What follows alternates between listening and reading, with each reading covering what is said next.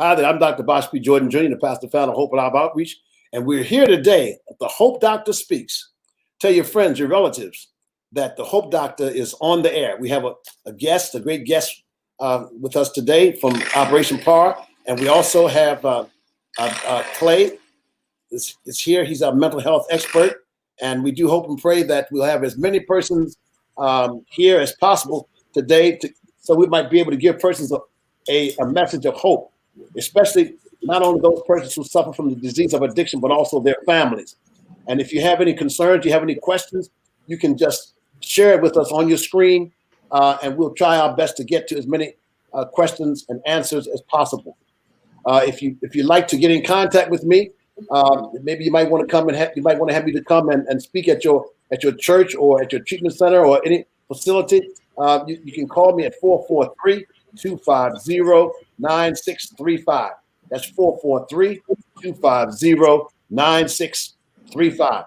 Or if you want to contact me other than on the through telephone, you can email me at info@hopealiveoutreach.org. That's info@hopealiveoutreach.org. Now, last month was Recovery Month, and we were having a special with my book entitled The Pipe and the Pulpit.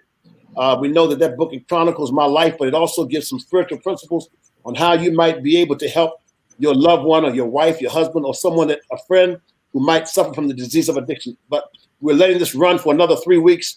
The special, instead of being $11.95, the book is now $8.95 plus shipping and handling. So you can go to my website, hopealiveoutreach.org. That's hopealiveoutreach.org, and you can order that book, and we'll be sure to get it right to you. We first of all want to say hello to my co-host, Brother Clay. How you doing, Clay? Hello, Dr. Jordan. How are you? All right. How's the weather down there in St. Petersburg? Are you not here? No, I'm there. You still in Baltimore? I'm there. I'm in Baltimore. Yeah. Oh, okay. All right. The weather's nice down here. All right. Well, it's a little chilly up, kind of chilly. I guess it's around 71, 72 up here. Oh, that's cold. That's cold. Tell me about it. Tell me about it. Especially when it gets down to about 60, 62, 63 at night. But anyhow, glad to have you. Glad to see you back with us. Hope you enjoyed your vacation there in St. Petersburg. Thank you. Thank you. Right. Glad to be back. All right. And we're glad to have as our guest today Dr. Diane Clark, who is the CEO of Operation PAR there in Largo, Florida. How are you doing, Dr. Clark? I'm warmer than where you are. It Really? Sounds like you might be enjoying some nice fall weather, though. Yes. Well, what's the temperature down there where you are? When I woke up this morning before the sun was even up, it was I think they said it was 87 and the sun hadn't come up. So it hit the 90s today. Well, that's wonderful. My wife and I are looking to come back. We're just here taking care of some business. I wanted to have you on today because I'm definitely concerned about what's going on as far as drugs and alcohol are concerned, not only in America, but specifically in Florida and in Baltimore with the deaths, with people are being, some people just don't know what to do when they're being quarantined. Alcohol consumption is up 400%. Drug use is up. Just tell us, number one, what you do there at Operation PAR and how Operation PAR is addressing the pandemic. Okay. You raised some really big and important topics.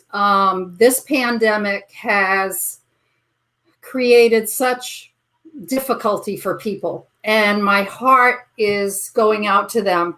You and I know one another from the Pinellas County Opioid Task Force as well. And I'm co-chair of that task force with Dr. Cho, who is the director of the Pinellas County Health Department. What we're reporting, what we are seeing here in Pinellas County, basically over the last 2 months, is a doubling of opioid overdose deaths. Instead of 30 a month, 1 a day, which is horrendous, it's up to 2 a day, 60 a month. And it's for so many reasons that we can talk about throughout the evening. I can tell you that Operation PAR through this pandemic is doing everything it can to create a safe and compassionate environment to provide treatment for people. And at the same time, we have to provide a safe and compassionate environment for our staff, for our counselors, for our residential staff, every level of staff that there is.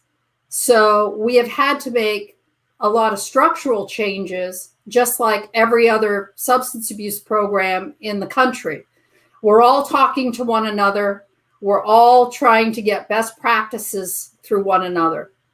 But the biggest thing is all treatment programs have had to practice social distancing.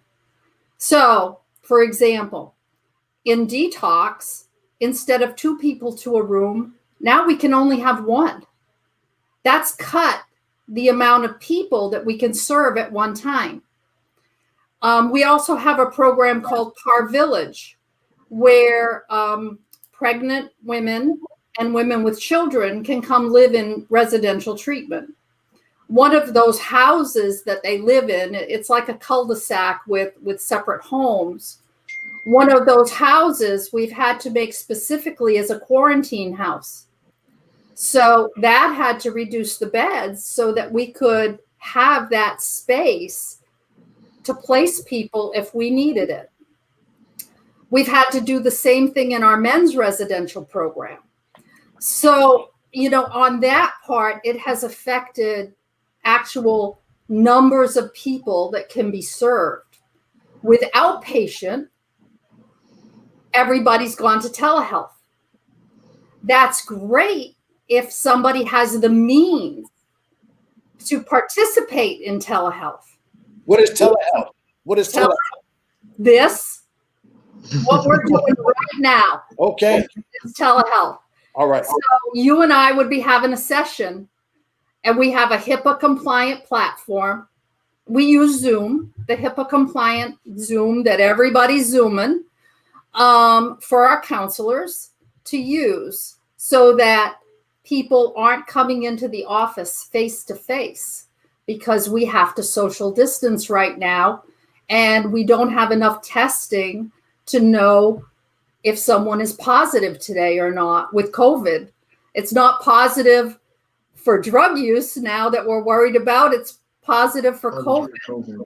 Could you explain what HIPAA is? Because everyone that's listening may not know what that is. HIPAA is the Privacy Act that makes sure that your protected health information doesn't go anywhere else on the internet.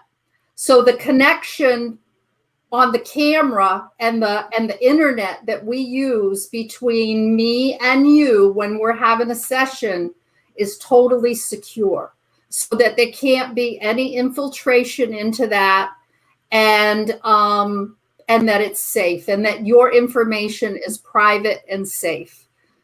And that's so important for people who are sharing really personal information, whether they're in the office face to face or whether we're doing it like this.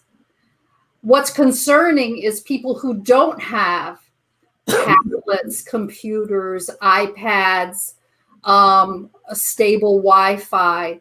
So a lot of, there's money available through the CARES Act, through the federal government, that is providing things like tablets, phones, the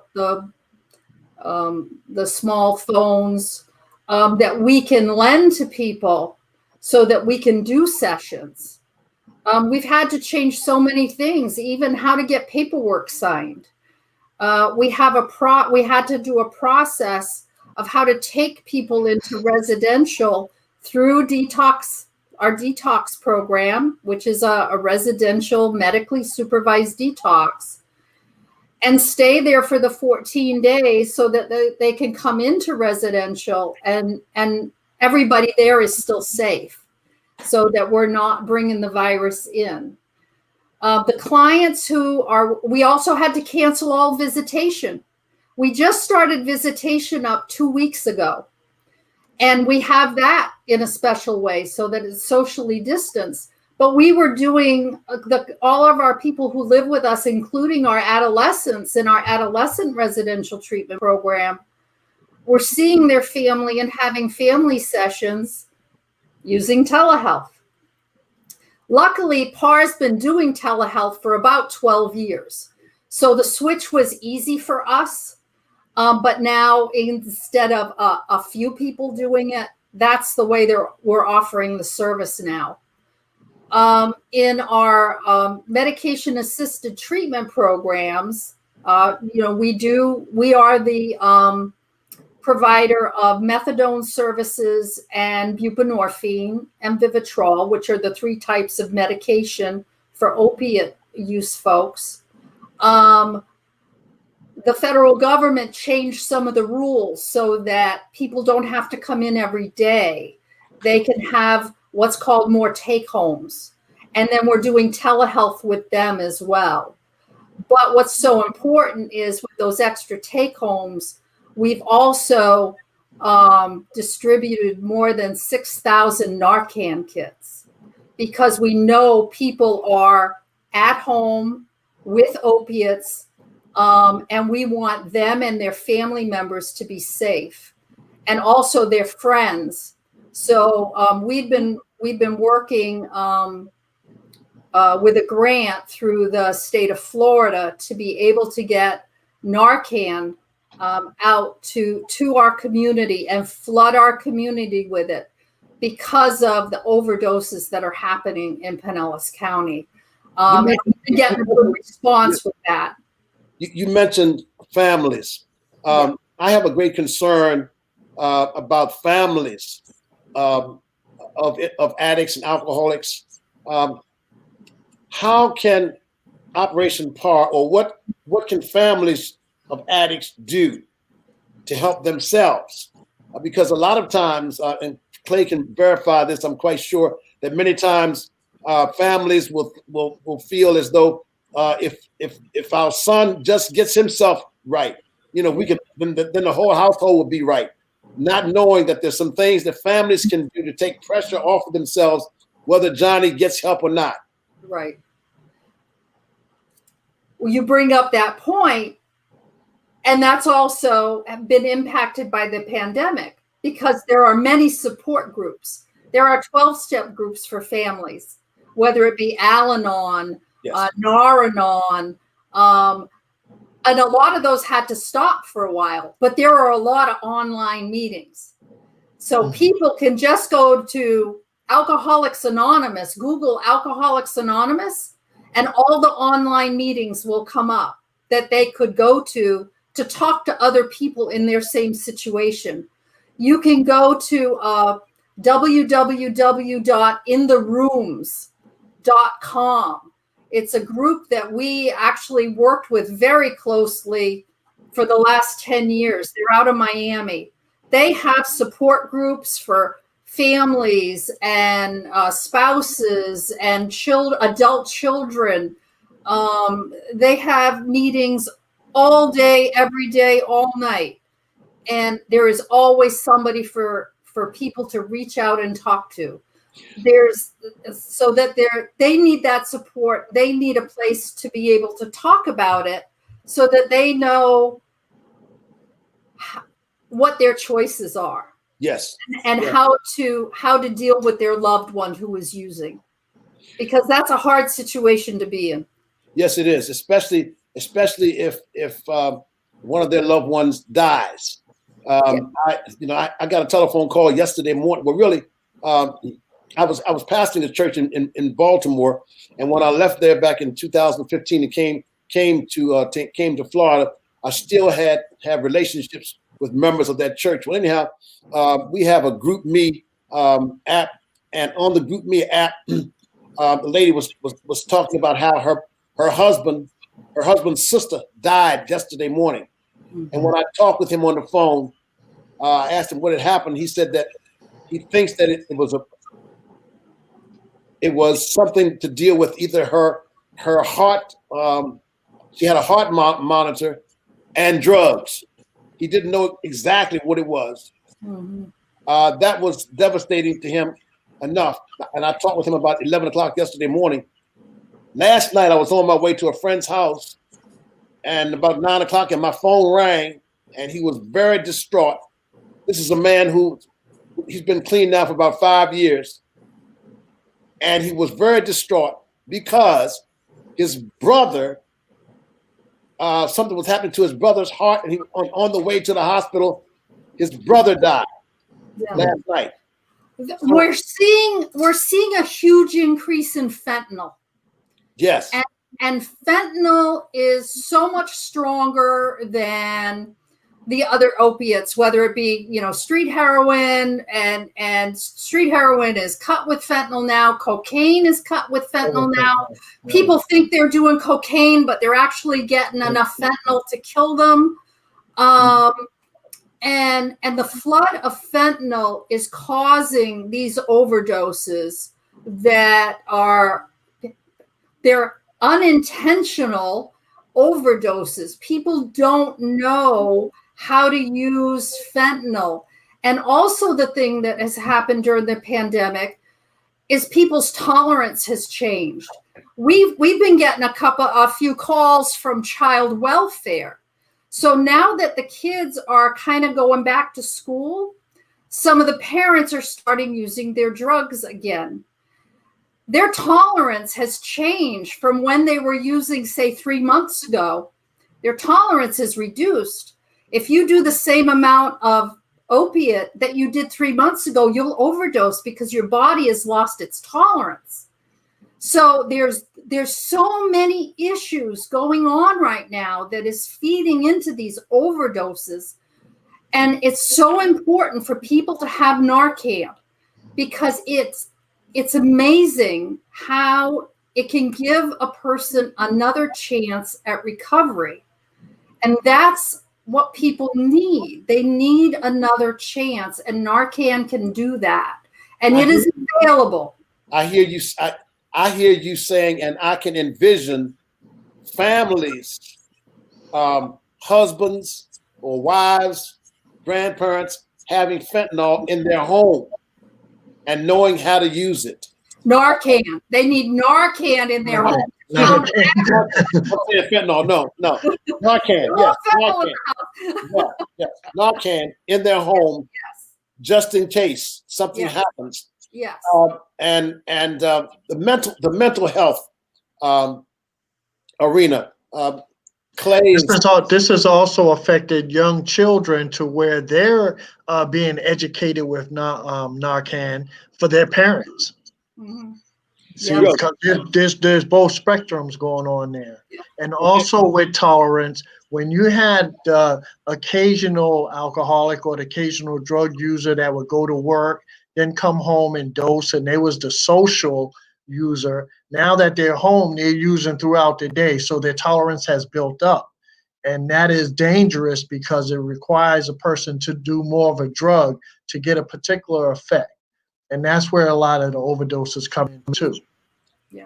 And at the same time, they might be home alone. Yes. Home alone, and they've done fentanyl or they OD, then there's less chance of them being revived or resuscitated. Exactly. Yeah. Now, what about the mental health arena, Clay? You're the mental health expert here. Mental health is always affected when we have any kind of social dilemma that's going on right now with the pandemic. You have anxiety is going up, depression is going up. So the mental health component is grossly affected by the substance use. There's more people coming and being diagnosed with co-occurring disorders, and that's having a mental health component and a substance abuse component presenting at the same time. When you say more people coming in, where are you coming into? Where the facility where you're working? Or I work for personal enrichment through mental health services. That's PIMS. So primarily, we deal with the mental health component, and we try to stabilize our clients. We're doing a crisis stabilization unit. Okay, so our patients come in for crisis stabilization. It's not long-term treatment. However, some of the chronic mental health patients require a longer treatment other than crisis stabilization. But when Explain, in fact, explain chronic. chronic is a long duration, like for a long time. Acute is a episode, could be anywhere between an episode to a couple of months, maybe 6 months. Chronic is usually a person suffering with a mental health disorder throughout their life. Yes. Okay. Thank you. Thank you so much. Dr. Clark, do you find that your staff, how can I say it? Your staff is more susceptible to depression or anxiety because of the changes that have taken place with the COVID-19? I think everybody is. And when you, the helpers need help as well. The helpers need support. They're talking to people about, now their children are home from school and they're trying to work a job and also teach their children at school. And they might have 3 kids at home and they're all trying to get on the computer and do their schoolwork. And right. So they're helping people with that level of anxiety and confusion. Mm-hmm. But you know what's in the back? Their 3 kids on the computer and they're working from home too. So they're in the same boat as a lot of people that we work with because we're all human.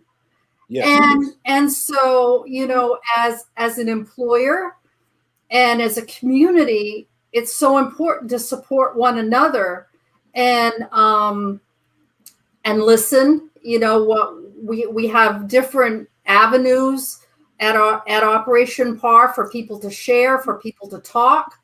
And on top of it, we've had the racial unrest and exhaustion of our staff and our clients going through the trauma that our communities are experiencing through this time. We've had special meetings and group Zoom meetings to be able to support one another and support our staff who are feeling that exhaustion in their own lives, because we have to be here for our folks. We have to be here for our clients and the families that come to us. So we have to take very good care of ourselves and one another in the field. And we send emails every week to our staff about self-care.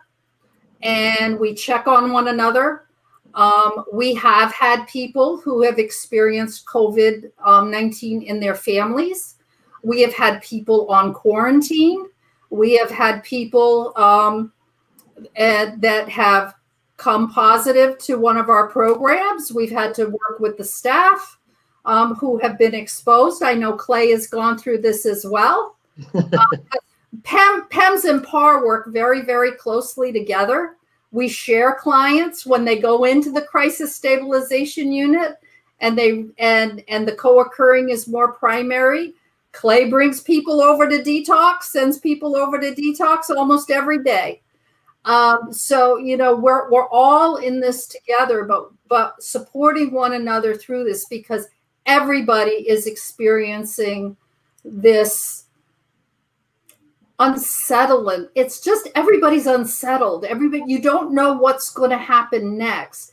And I think the only way to deal with that is through really good communication and staying aware of it and being there for people. Yeah. And in any way we can, because the way we usually deal with it, we're social creatures, and particularly with addiction and mental health issues. Socially connecting is the healing force. Yes. Well, right now we can't socially connect. So how do we do that? And that's been really part of the big struggle of why people are drinking more, using more drugs alone, and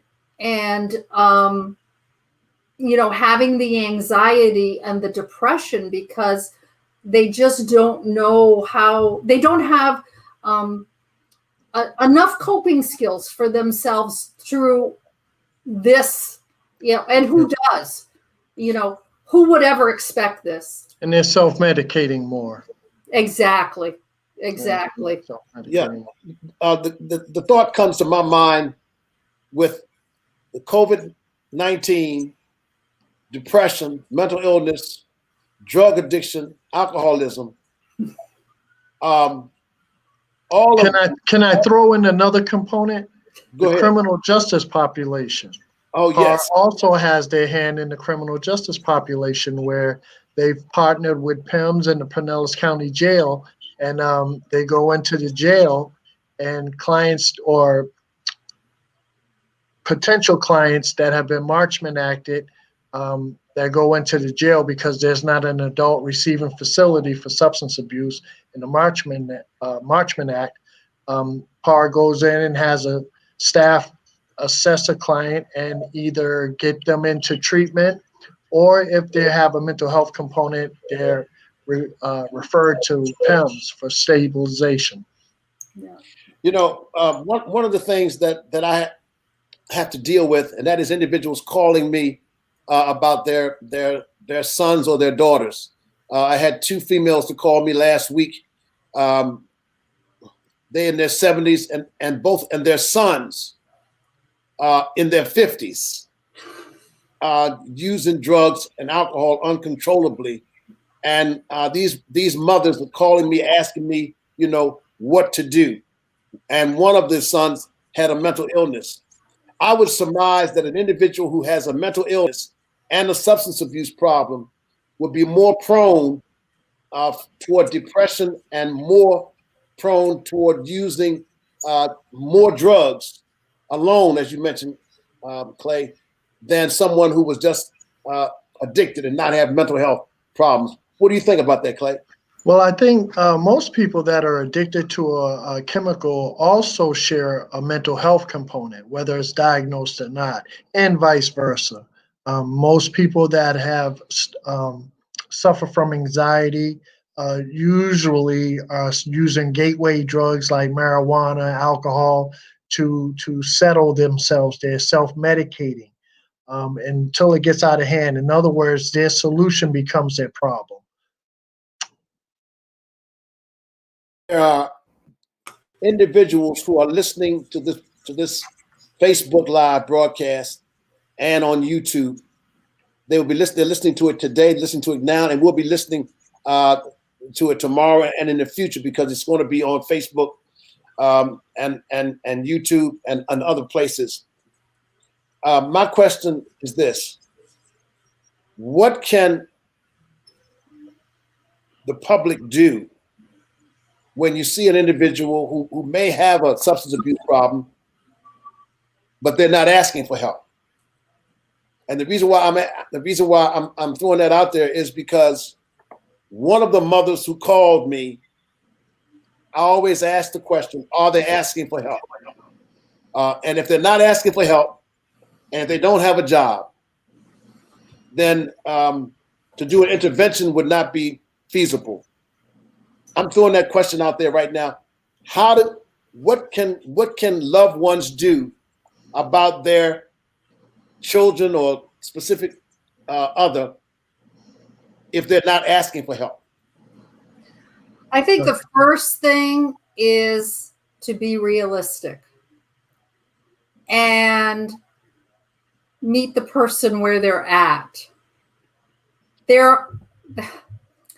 There's depending on where they ask them, how is this working out for you? Is this getting you where you want to be? And if they say, yeah, I'm fine right now, you can plant seeds. You can say, well, there are different ways to do things. There are different ways to live. We could help you with that. But also a family member, I always tell family members, don't say things you aren't going to follow up on. So if you say to somebody, if you don't stop tonight, you're out of here. right? We're putting you out of the house. And then you don't do that? Well, you've totally lost credibility, and you can probably never say that again because the person won't believe you. So when you give an ultimatum, you have to follow through on it. So be honest with yourself, because if you're not ready to give that ultimatum, please don't do it. Great. The other thing is never give people money. Never give them cash, ever. Or credit card. Or a credit card. Right. If you want gift card. If you want to help and you want to write a check for rent, then you write the check to the landlord. Or if you want to give them food, not money to go buy food. Yes. Yeah. Like that sound like common sense, but when you're in the disease of addiction as a family and you have your loved one saying, and you know, they all sound like good stories. You know, if I just get, you know, $50 for gas, I'm going to get this job because I need, you know, every story sounds really good. Don't give people money. We actually had someone overdose. We were able to bring them back with Narcan in one of our parking lots because their wonderful grandfather gave them $1,000 in cash because that's what the person said he needed to get into treatment, which treatment at Operation PAR doesn't cost $1,000 in cash. Yeah. I'm Dr. Bosh P Jordan Jr., the pastor and founder of Hope Alive Outreach, and we're here today giving a message of hope to persons who suffer from the disease of addiction, primarily drugs and alcohol. And we're not only talking about the individual who suffers from the disease of addiction, we're also talking about their loved ones, their families. And so if you need some help and some hope, we ask that you will, we're going to be getting the telephone number and email address and address of Operation PAR from Dr. Clark. But also you see my email address on the screen, info@hopealiveoutreach.org. And also we have Operation PAR has 24-hour helpline there. And that telephone number is coming right across there right now, 1-888-727-6398. And also there's their website, operationpar.org.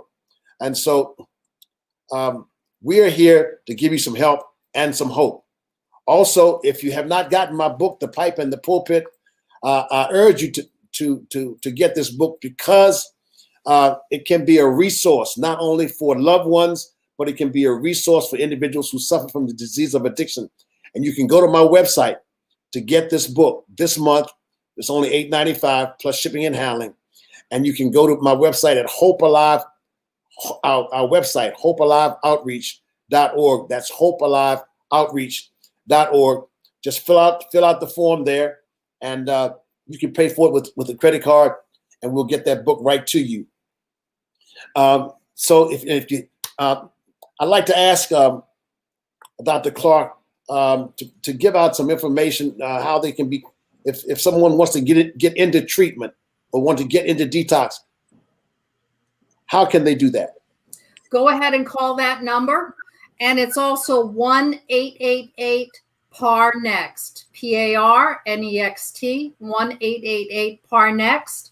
We have our access center, and all of our folks will be able to talk with you and let you know the different programs that we have and what's available. If you want to reach out as well, go to the website. There's a place there where it's our .info, and you can email us and leave us your number, and we will get back with you.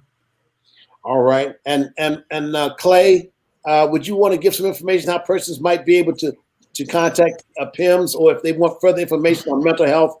Do you have any information that you could give to our listening audience? PIMS website is pims.org. The address is 11254 58th Street North, Pinellas Park. That's 33782. My office phone number is 727-362-4415. My work cell phone number is 727-348-9038. You want to give those two numbers again, because if people are like me, I'm trying to get a pencil, trying to find a pen. And then by the time I get it, what is that number again? My office phone number is 727-362-4415. My work cell phone is 727-348-9038. Okay. And if you have any questions about mental health, crisis stabilization, substance abuse, you can call those numbers or either utilize that website.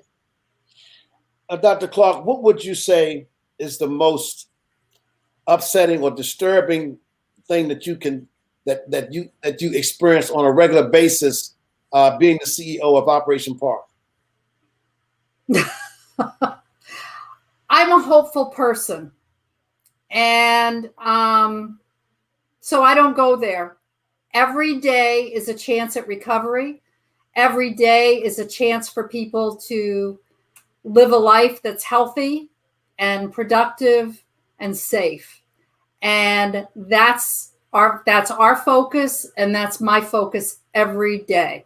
Good. And I find joy in that, and I find hope in that. And because without hope, there is no recovery. Recovery is hope, and it's hope for the future. And so that's where we stay focused. Wonderful, wonderful. And that ties in right with our outreach, Hope Alive outreach, because, what I've learned, now faith is the substance of things hoped for and the evidence of things not seen. So I'm glad that you have that sort of an attitude, an outlook. But I do know that last night when I had to get the first phone call was enough, but the second phone call, I was driving and I had to pull over and have prayer with this brother, because to lose your sister and your brother on the same day. And I had spoken with his wife earlier, and she told me that originally there were 14 siblings, but when the sister died, she told me that now there are only 3 left.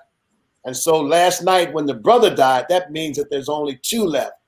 And so at times I know that I can get I can be touched. Yeah. Yes. And I'm quite sure, Clay, you feel the same way, because, when you said that most people, you didn't say most people, but you said people who use drugs have a mental illness, even though it may not be diagnosed. More times than not. More times than not. Yeah, because even though I used a drink or a drug for 30 years of my life, I never thought that I had a mental problem. As a matter of fact, until I got into a 12-step program, and I never heard anybody say that they were glad that they were put in a mental institution because they knew they were crazy. I heard them say, "What am I doing here? I'm not like them." Right. So, if you have any closing words, Dr. Clark, for our listening audience, I want to give you this opportunity right now. Well, I just appreciate you doing what you do and getting the word out to people and dealing with this realistically. People need one another. They need information. They need people to talk to. And every opportunity there is to try to connect with people and help them with these family situations is important. So I just want to thank you for the opportunity and thank you for the work that you do. It's hard. What you do is hard as a pastor. What Clay does is hard. And because we're there with people in their pain. And because we're there with people in their pain, we have to take care of ourselves and take care of one another as well. This is a real community issue. It's community disease. And we all just have to stick together and help one another. Yes. And while you were speaking, you touched on a chord that runs through all 3 of us. And that is a chord of caring. What was it in your life that caused you to seek this avenue to be able to work in? I mean, it takes a certain kind of person to do what we do? I mean, if you don't mind sharing that, I mean, or is that too personal? I never planned on this. I didn't plan on it. I started with PAR when I had just turned about 22. I was going to be a police officer. My original undergraduate degree is in criminology, and I realized that wasn't what I wanted to do. And there was an ad in the paper, and it said, and I thought, oh, that sounds interesting. I think I'll go and interview. And I fell in love with the people, and I fell in love with the work, and I fell in love with the mission. And, God puts you where you're supposed to be. Yes. Yes.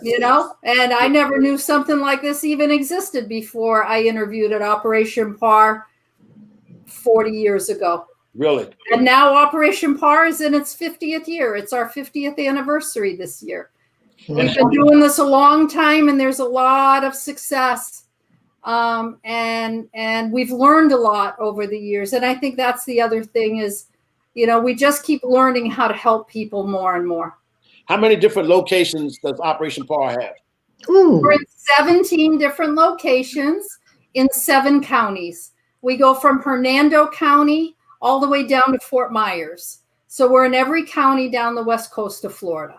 And we have almost 500 employees, and we served today. We broke 4,400 people a day. We serve. Wonderful. And is your office, where your office is located there in Largo, is that the largest facility?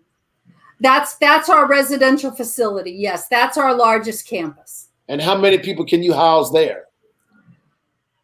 Well, we could house a lot more if there was more funding. Oh, okay. Okay.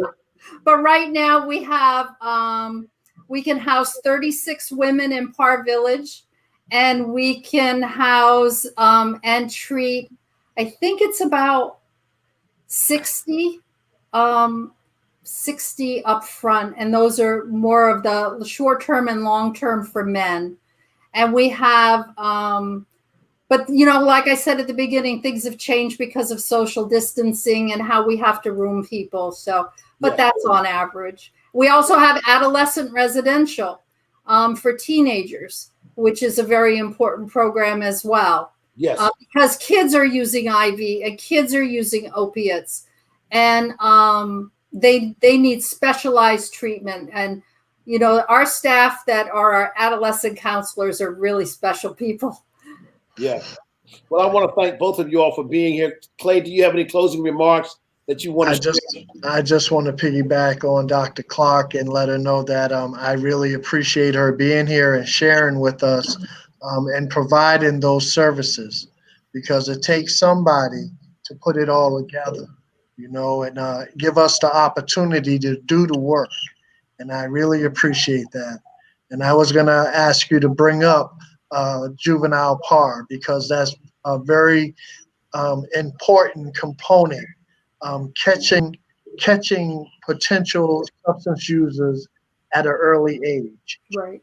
And trying to instill some coping skills and some interventions, and to be fully aware of the community resources, because after we finish with the treatment, the stabilization, the detox, most of those clients are coming back out into the community from which they left. And if they don't go back out with some type of coping skills and community resources and other case management, one of the programs that I know PAR is affiliated with is the Recovery Grant Program. And so they do detox and they do short term. And then when the client leaves the facility, they have case management services for a whole year, reconnecting them back to services in the community. For most clients that are unemployed with no place to live, we try to find emergency housing, give them Pinellas Blue Cards so they can get their basic medical prescriptions and things that will help them out with their mental health and stress and anxiety. So Dr. Clark and the Operation PAR, they provide services that wrap around and really stay with the client even after they're discharged from services. Wonderful, wonderful. And just let me put a plug out there. We are really focusing on our alumni group. So if anybody who sees this is an alumni of Operation PAR, please go to our Facebook and let us know, because particularly for our 50th anniversary, I know one of my personal clients, when I was a counselor, she has 38 years of sobriety. So she's going to be with our alumni group. And so we're wanting all our alumni to reach back out to us so we can get together and continue to support one another. Yes. I will be there. and I want to just recognize one of the individuals who's watching this right now. Jesse Owens says he's a mental health and drug and alcohol therapist. And he said this has been a very helpful and enlightening session for him. And thank you. And I thank God for both of you. Thank you, Dr. Clark, for being here with us. And thank you, Clay, for being here and sharing. I'll see you next week, next month. All right. I'm Dr. Bosh P Jordan Jr., the pastor and founder of Hope Alive Outreach. And I do have something special for those who are watching. If you'd like to get a brochure on the truth about drugs,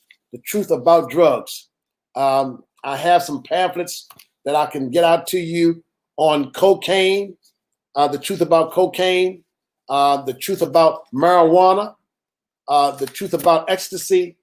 And if you just go to my website, hopealiveoutreach.org, that's hopealiveoutreach.org, and say, I want to get the truth about whatever drug it is, the truth about heroin, the truth about marijuana, just tell me that you want it, and we'll email that to you as soon as possible. I'm Dr. Jordan. And remember, no matter what's going on with you today, there is hope for you. I'm the Hope Doctor. Have a great day.